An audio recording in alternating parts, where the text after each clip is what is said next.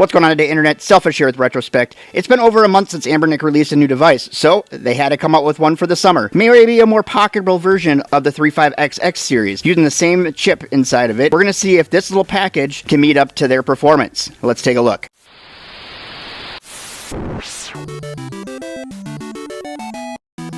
Alright, here we have the box for the RG28XX. This is going to be a first look type video, just to get a feel for it. Not a whole lot of fun stuff here on the box. We do have the orange color, which is pretty awesome. I am really a big fan of the creamsicle that they came out with, and this does have the inlay on it, though this one is back to silver. So we have seen some gold and some silver, which is real interesting that they keep going back and forth. So inside of our box here, we do have the RG28XX. Underneath here, we do have a scribe, which tells you exactly how to use the function button. Some key customization options. Might be useful for anybody who's new to this hobby, for sure. And here I'm guessing we do have a USB, it ran away. And here we do have a USB Type-C cable. It's one of those short, normal ones that Anbernic includes in pretty much all of their devices. And then we have the device itself, which is really pretty. I really like this orange. I'm kind of feeling like Anbernic is copying my custom design ideas, because it kind of looks like my R36S, which obviously copied Anbernic. It's kind of like a big ring around the rosy here. We should just leave this out for comparison throughout the whole video. All right, so now that we have the device out, let's go through the I/O here real quick. Up here on the top where we always start, we do have our shoulder buttons. They are in line. They are very, very clicky. Also, a little loud, and we'll talk about that a little bit more here in a second. We do have our HDMI out, which is awesome to see. We do have our function button. I don't know why it has an M on it. Menu. It's a menu. I figured it out while I'm talking. Got a couple of LEDs, which look a little goofy that you have these little holes right there. And then we do have our Type-C hole. So we have our HDMI hole, Type-C hole, and our menu button, along with our shoulder buttons. Cool. On the back here, not a whole lot to see, just some Anbernic branding. Kind of interesting they didn't put the little rubber things on here so this doesn't slide off the counter, because if there's a device that's going to slide off the counter, it's probably this one. On the right side over here, we do have our power and reset buttons. And then on this side over here, we do have our volume up and down. On the bottom here, we do have a 355 hole. Nice to see. Some of these smaller devices are getting away from the 355 hole, so good to see that here. And we do have two micro SD holes, one for the operating system and one for your games. On the front here, we do have a 2.8-inch IPS display. We also have what might be the world's smallest D-pad. I'm not sure. It's probably not the smallest, but it's got to be damn close. We do have our start and select buttons up here, and we do have our face buttons, which look like little Tylenols and about the same size. Decent travel for how small they are. I think it'd be weird if they had more travel, honestly, just because of how tiny they are. They don't go below, so I think we're going to be good there. And then we do have our speaker, which does get pretty loud for being a single speaker on here. So that's nice to see. All right, let's get her fired up. Take a look. You do have to hold this one here again for about 5 seconds like you do on some of these devices now. As these aren't inset like they've gone with like your 35XXH where it's inset, this is not. So you have to hold the button a little bit longer. That way you're not accidentally powering on the device or hitting the reset button. So the reset button seems to be about as finicky. So that one is inlaid a little bit. This is running on the stock Anbernic operating system. As you can see here, it looks like all of our other Anbernics. You do have some options here in the settings for checking out how much battery life you have left. You do have a lock screen, things like that. You can change the brightness. I have mine all the way up, and I still think it's a little dim. I have a weird thing with my eyes, which is probably why I'm a huge AMOLED screen fan, but the brightness on this is not very bright. You can't see it very well outside. You do have the ability to do I/O tests and stuff like that, like you do on all the other Anbernic devices coming out of the box, and then you do have some customization as far as what your buttons look like on the main screen as far as theming goes. So I don't know why they call it button customization. They might as well just call it theming. You can see your firmware version, and you got to reboot and shut down. So you do have an app center. In here, you have the ability to use this as a music player. I haven't tried it myself, but I have read a couple articles where this actually works really great as an MP3 player. So if you just want one device, which is odd because we all have it on our phone. There is also a video player in here. I would say maybe if you're camping and you want to have a video, it might be worthwhile. I'm not sure. It's really nice of them to give you an infomercial on the device that you're holding onto. So you already own it, but they have a commercial about the device that you already own. So that's pretty cool. It's completely not pointless at all. And then to get out of there, you just hit that menu button. I did load up a second memory card before the device came. I just used one of my other Anbernic devices to figure out what folders I needed. And we're going to get out of here. We're going to close the app. As far as other things that you have in here, like I said, you do have that MP3 player. You do have the video player. You do have an ebook reader, which I don't know who can read something that small, as you would have to be able to read it as the font, because it would be about the size of the clock here. And that just seems a little ridiculous to me to try to read a book. But, you know, to each their own. I don't think there's a book on here. There's not. And again, just the menu button to exit out of that. So if you decide you want to do your reading on the device, you can do that. And you do have a file explorer there. Be careful in there. You can actually delete files. So just make make sure you're not deleting something. Watch what it says on the screen, even though it's so small. You do have a really robust search function, which Anbernic is actually pretty good for on their devices. You know, they're not going to come with any real first-party Mario games or anything like that from Anbernic. They do have the fear of the Nintendo Ninjas, but if you want to put your own ROMs on here, you would have the ability to be able to find those games. It literally is just a quick search, and it'll find it across every platform. Every Mario game that I have, I've got a couple of different Mario Karts on here, some Mario Parties, stuff like that, and you can keep going from there. You have a history button, which is going to show you your history, and then your favorites, so anything that you favorite. I tend to do that on devices. I just favorite the things that I want to play on that device at the time. And then you do have RA games and games. Difference being is, if you go into the games one, these are going to be running standalone emulators, which honestly up into PS1 probably doesn't matter. Now, if you're looking at PSP, Dreamcast, N64, you may want to get into looking at some of these standalone emulators, but anything up to PS1, not a real big deal to have a standalone emulator. You really don't need it. And then you do have RetroArch. Now, these are all going to play through RetroArch. Now, you're going to notice something different on this than you would notice at a normal Anbernic device. And see how you have PSP here, but it's not available in here. And the reason being is this screen is sideways. Anbernic didn't want to take the time apparently to set up PPSSPP in order to work with the screen that they put in here, which is facing in the wrong direction. So this is actually a vertical screen run horizontally. The screen actually is running this direction. And you're going to notice when we test a couple of games here, you are going to see that in the lower corner, it's going to be facing this direction. In this corner will be the FPS counter versus it being up in this corner up here. It's kind of a telltale sign that it's not correct. Before we get into some games, because we are going to test just a couple games out, like I said, this will be a real quick video, but before we get into some games, let's go over the specs real quick. This is running a Linux system. It is Anbernic's homebrew Linux system, which is, I'm going to be honest with you, becoming one of my favorite systems to use with the 35XXH. It has gotten so much better than it used to be. I don't know if they hired a dev team or what they're doing, but they actually are making improvements on a constant basis. I think we've seen 7 updates for the 35XXH and Plus since they came out. I believe it's 7. Maybe I'm off by 1 or 2, but it's somewhere around 7 updates. That is like 7 more updates than Anbernic has done on their devices in the past. Now, this does have a 2.83-inch IPS display, full viewing angle, and it actually does get decent, not great. Part of the problem there is just the size of the screen. It's just you can't get at a good angle to see a screen this small, but it does have a full viewing angle, and it's OCA laminated. It's 640 by 480. Technically, it's actually 480 by 640 because, again, the screen is a vertical screen, not a horizontal screen. The CPU is the H700 quad-core ARM Cortex-A53, and that's at 1.5 gigahertz frequency, and that is the same chip we're seeing in the 35XXH and the 35XX Plus as well. So now we're also seeing it here in the 28XX, which is really powerful for a device that's this big. There's a lot of things you can play on a much less powerful processor that would have made sense, but this is the processor that Anbernic's going with right now, so it's great to see a lot of power behind this thing. It does have a dual-core Mali G31 MP2 GPU, and then on top of that, it does have 1 gigabyte of LPDDR4 RAM. It does have a 64 gig card that did come in the device. I also put a 128 in. You can put a card in here. I believe they say up to 256. I put a 512 in it before. It'll work just fine. Then you do have that high fidelity speaker. Like I said, it sounds really good. Your battery is 3100 milliamps, which is good for about 8 hours. And honestly, I've done some testing. It does work for about 8 hours. Your charging, like all these other devices, is going to be a 5 volt 2 amp charging. And oddly enough, this does have support for 2.5G wireless and wired controllers with HDMI out, but it does have wireless controller support, but it does not have Wi-Fi. I believe is one of the biggest downfalls of this device is the fact that it does not have Wi-Fi. This device does come with a core for Tante mode. It's actually built right into the application menu. I'll show you how to do it here in just a second, but that will give you the ability to play arcade games in your traditional vertical fashion. So as you can see here, we're just hacking away at our arcade game. I'll show you, I'm going to switch it back, so I'll show you how to do that. It's the same way that you would switch it to this. And what you do is if you're on the menu, we'll get out of RetroArch here real quick, and I'll show you, it's right here in the games folder. So if you're in your games folder, you go all the way down, and you're going to come up with a folder that says apps. See where it says arcade core? Right now it's on. We're going to turn that back off. We'll go back to a normal horizontal landscape mode. So that's how you change it, so you can play games in that vertical fashion. Oddly enough, these become your start and select button. Your R1 and R2 become your start and select button. That way you can use your actual start and select button for playing games. Now, as you can see, my FPS counter is in that lower right hand corner. Like I said, right now it's because the screen is rotated. Normally that would be in this corner, so it's rotated down. I'm going to show you the disadvantage of not having any kind of joystick right off the bat. In this game, it doesn't matter how you program it. I've tried to program this to the joypad, everything else, but because it needs to be used for this, you are actually unable to go anywhere. I can sit here and I can throw grenades, and the only way I can get anywhere is by rolling.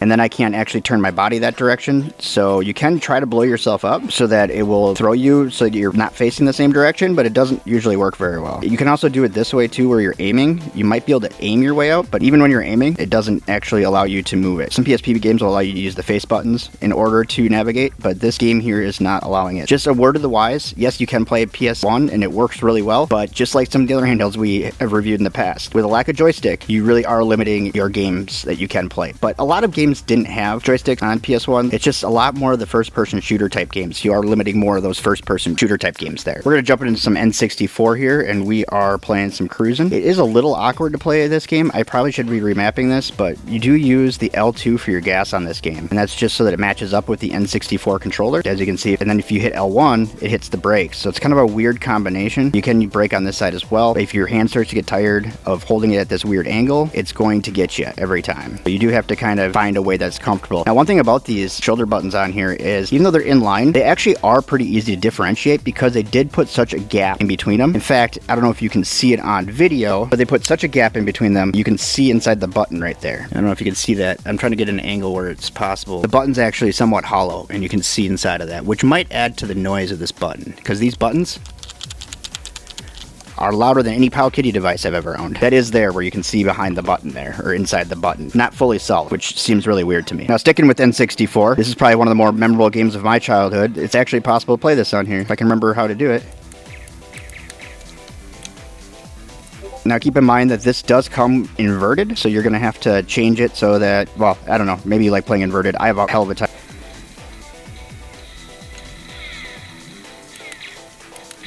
Yeah, it works pretty well.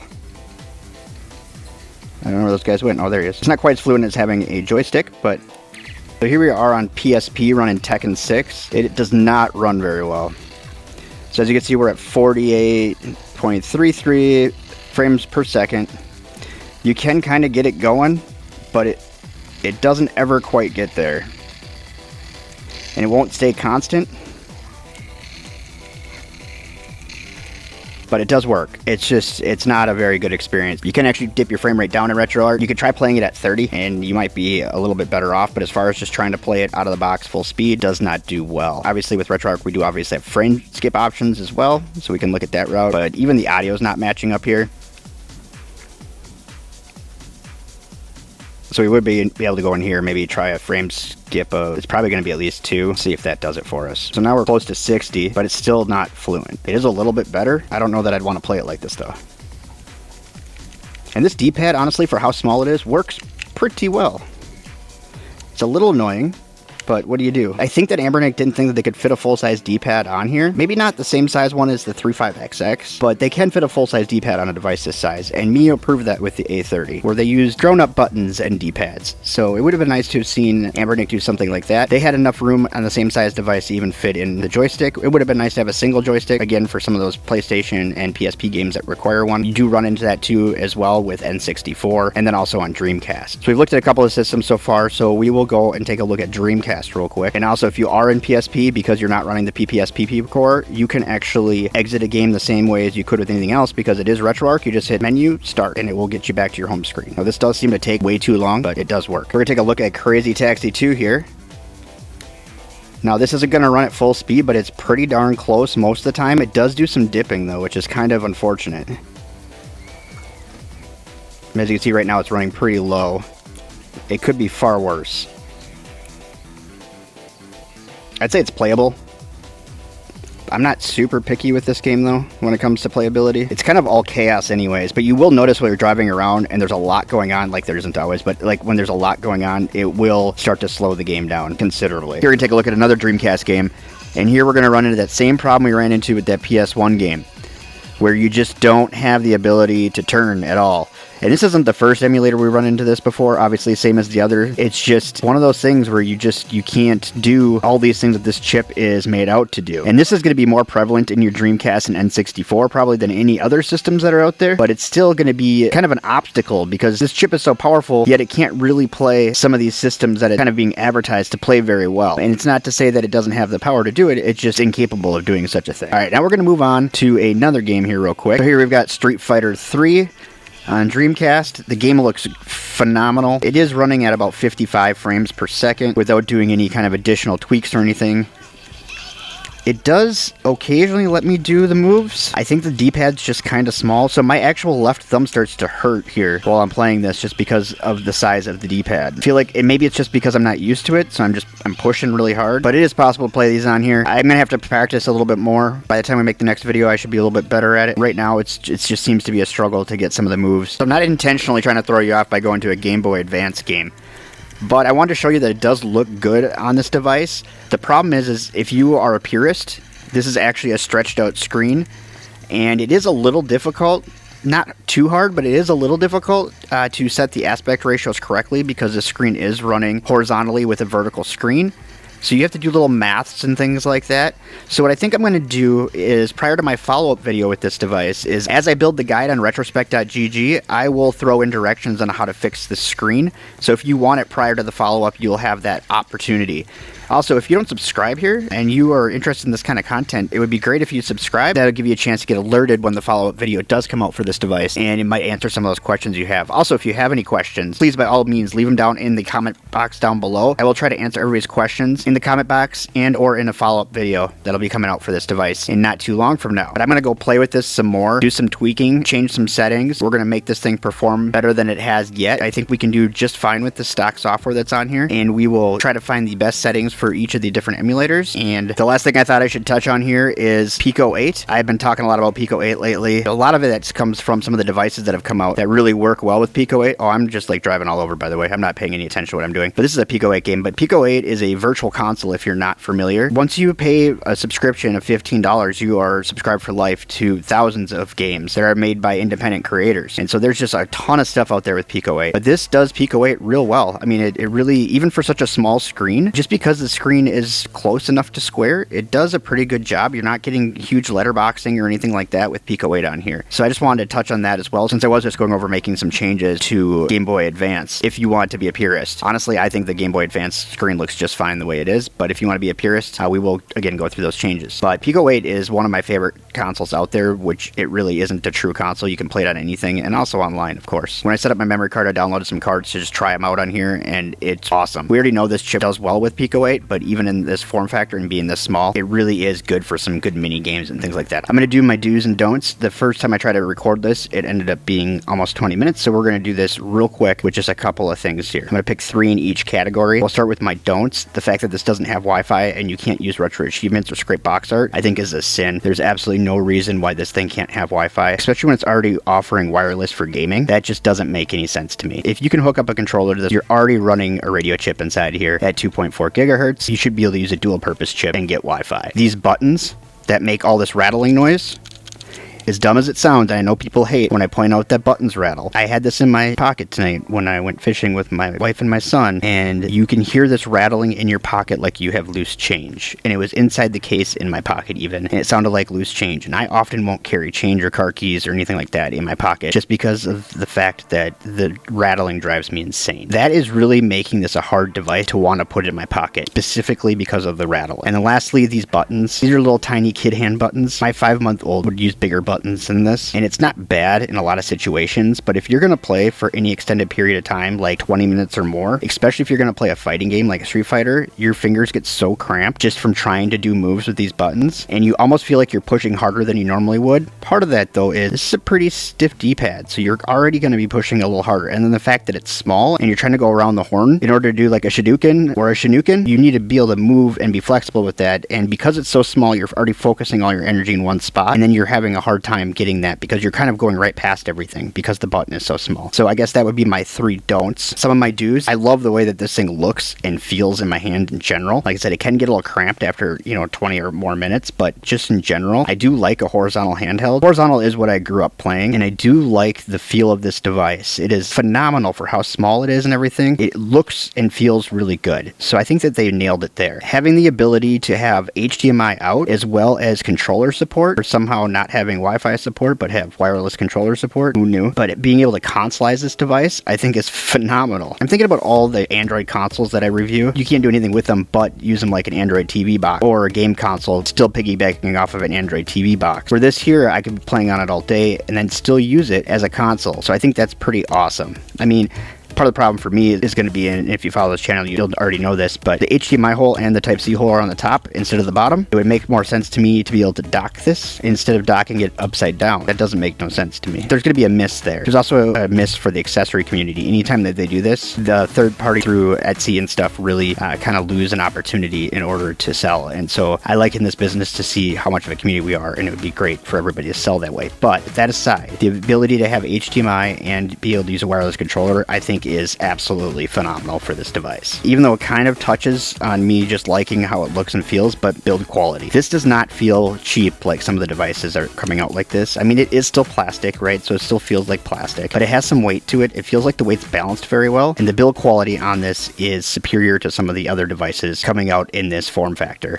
Now, we do have more here coming out in the next month or two that are going to be these 2.8-inch screens-ish, right in this ballpark, and in this horizontal form factor. Some are going to have joysticks, so my view on this might change, it might not, but right now, I think the build quality on this is better than some Anbernic devices. I would say roughly the 35XXHs may be a little bit better or the same as far as quality goes, but there's some opportunities here as far as the build quality with these buttons, but outside of that, I just feel like it feels like a premium device for a small handheld. Probably going to come out in metal. Let's be honest. But anyways, that's all I got for today. Don't forget to comment, rate, subscribe. Share this video with your friends because sharing helps grow the channel, and we could use a little help around here. I'm more of a grower than a shower. That's what my wife tells me anyways. So if you could help me out and share this video with your friends, that would be fantastic. Also, while you're looking at the screen, there is a subscribe button floating around on there. So again, if you haven't done that already, even if you didn't like what you saw, subscribe. Maybe you'll find something you like later. And then on top of that, there's 2 videos over here that Google picked for you. And they said, you want to watch these. I didn't pick them. Google picked them based off of your search history. And we know that Google has all your data. So you know that they know you're going to like them. And when you get to the end of that, if you don't like what you see there, come back to this video and then go to the next one that Google told you to. But anyways, that's all I got for today. Thanks for watching. Bye-bye.